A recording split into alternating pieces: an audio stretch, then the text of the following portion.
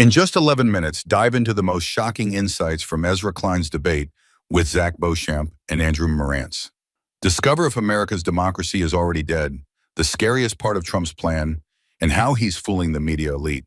These 10 takeaways reveal the truth behind Trump's power, failed strategies, rising fear, and the global warning signs you're missing. Takeaway 1. American democracy is not clearly stable. The podcast opens with a deep question that sets the tone for the entire conversation. What timeline are we in? Are we watching democracy being eroded slowly in the United States? Or are we simply seeing a loud but failing attempt at authoritarianism? Ezra Klein brings up a striking point that what people believe they are living through directly affects the decisions they make and how they respond. Zack Beauchamp argues that although Trump has tried to consolidate power, he has mostly failed to achieve those goals, especially when it comes to silencing the press, controlling the courts, or bending universities to his will. On the other hand, Andrew Marantz warns that subtle authoritarianism can feel normal. You could be sipping a cocktail at a fancy cafe and still be living under an authoritarian regime without even realizing what has been lost. For example, a dissident in Hungary was still freely criticizing the government in public. But behind the scenes, the university they taught at had been gutted and was no longer allowed to issue degrees. That invisible hollowing out is what makes recognizing authoritarianism so tricky. Now let's move to the next takeaway. Takeaway 2. Trump's power grab often fails in practice. Zack Beauchamp explains that Trump may want to become an authoritarian leader, but his actual record shows consistent failure in making it happen. Trump has lost the majority of legal cases brought against his administration, often by a 4-to-1 ratio. Courts have ruled in favor of students and universities that the administration tried to punish, and the government has usually obeyed those rulings. When Trump threatened to cut federal funds from places like Columbia or Harvard, initial fear gave way to a more united resistance. Groups of universities formed coalitions, even calling it a NATO-style alliance, to protect each other legally if attacked by Trump's policies. For example, Harvard reversed course and became one of the leading voices against the administration, showing how institutions can regain their spine when properly coordinated. These failures show a lack of strategy and discipline, which are essential for any successful authoritarian regime. Now let's move to the next takeaway. Takeaway 3. Fear and confusion still spread among citizens. Even though Trump's attempts at control often fail in courts, the fear they generate still matters. Marantz argues that fear does not have to be absolute to be effective. The idea is not that people are being rounded up by the dozen every day, but that the fear of what might happen tomorrow becomes enough to silence speech today. Students at Columbia were hesitant to speak openly, even to journalists, fearing they could be legally targeted or even detained for protests. Ezra Klein and Andrew Marantz both confessed to thinking twice before making certain reporting decisions. For example, Andrew admitted he had to reconsider whether he would really go to jail to protect an anonymous source. That hesitation, even among experienced journalists, signals how fear seeps into democratic societies without the need for constant violence or repression. Now let's move to the next takeaway. Takeaway 4. Authoritarianism can feel strangely normal. Andrew Marantz brings a chilling insight from his reporting in Hungary. Even when democracy is hollowed out, daily life can feel completely normal. People go to restaurants, hang out in cafes, and talk politics, but their political system no longer protects their rights. Viktor Orban expelled Central European University from Hungary, but the building remained, complete with the old signage. It gave the illusion that the university was still there, but legally it could no longer issue degrees. This creates a false sense of continuity, even when key freedoms have already been dismantled. For example, in the U.S., Trump's administration used anti-Semitism as both a reason to punish universities and a shield to avoid criticism about the openly anti-Semitic voices that are embraced within his movement. These double standards are part of a hybrid system where people are unsure whether what they are seeing is legal, dangerous, or both. Now let's move to the next takeaway. Takeaway 5. The media is resisting, but cracks are visible. The role of the media is a key battleground in this debate. Zack points out that despite Trump's efforts to discredit or bully the press, critical voices are still very much alive. Outlets like The New Yorker, Vox, and the New York Times continue to publish detailed critiques of Trump and his allies. However, Marantz cautions that some cracks are showing. For instance, editorial decisions at the Washington Post seem to change direction in response to political pressure. Although the press is not yet fully compromised, there are signs of anticipatory obedience where media outlets start to self-censor to avoid confrontation. For example, Elon Musk buying Twitter and shifting its content policies towards right-wing extremism shows how a powerful individual can begin reshaping public discourse even without formal state power. We're halfway through the video. Thanks for sticking with us.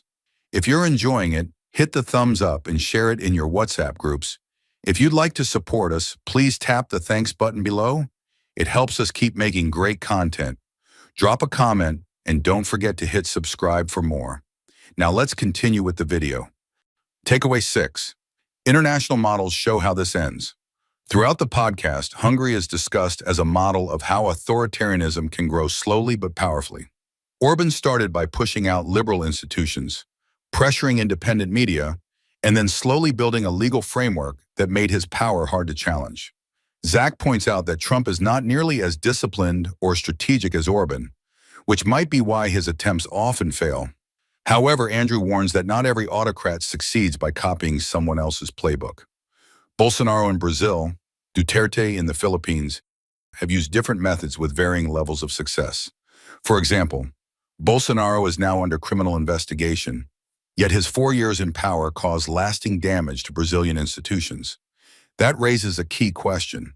Just because someone fails to create a permanent dictatorship, does that mean their time in power didn't matter? The damage they cause often lasts long after they are gone. Now let's move to the next takeaway. Takeaway 7. Trump's chaotic strategy weakens his own power.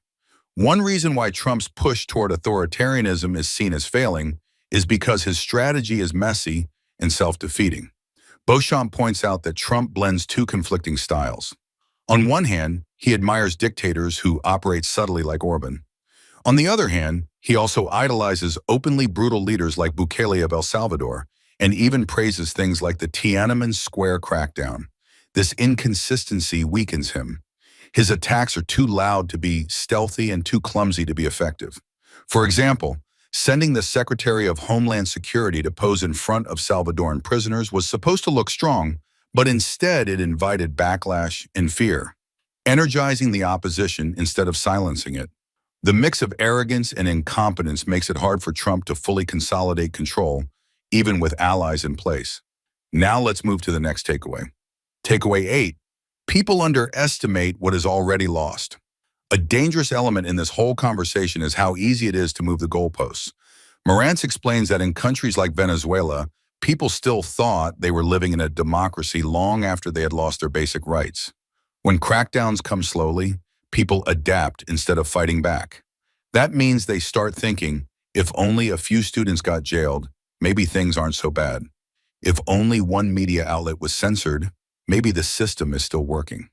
For example, Marantz notes that even after students were marched into detention centers for protesting, many people still believed that the universities were functioning normally.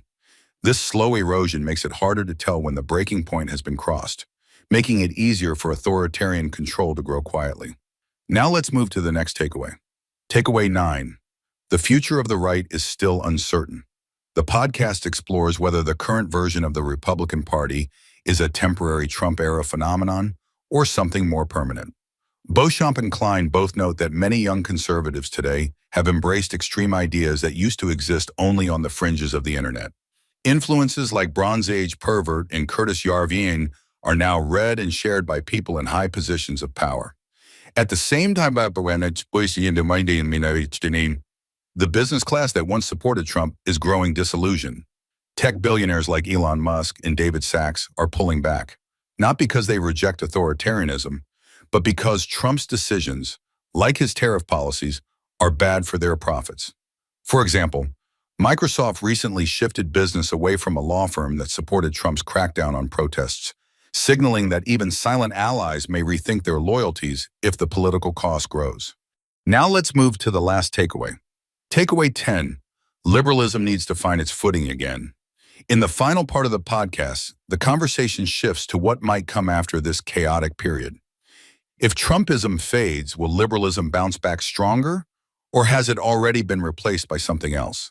Zack references the political thinker John Rawls, who believed that democratic societies need overlapping consensus, a shared agreement on how to disagree. Today, that consensus seems broken. The left and the right no longer agree on even basic facts. As Ezra puts it, we might already be living in a new political order and just not know it yet. For example, the Reagan era slowly replaced the New Deal era without anyone realizing until much later. That means whether it's Trumpism or something else, the shift could already be happening under our feet. What matters now is whether the opposition can offer a clear and hopeful alternative, not just fight against what they fear. Thank you for watching. If you'd like to support this channel, hit the thanks button below. It really helps us keep going. If you enjoyed this summary, please leave a like and share it in your WhatsApp groups. To join discussion about this video, drop a comment below. And for more videos like this, hit the subscribe button below.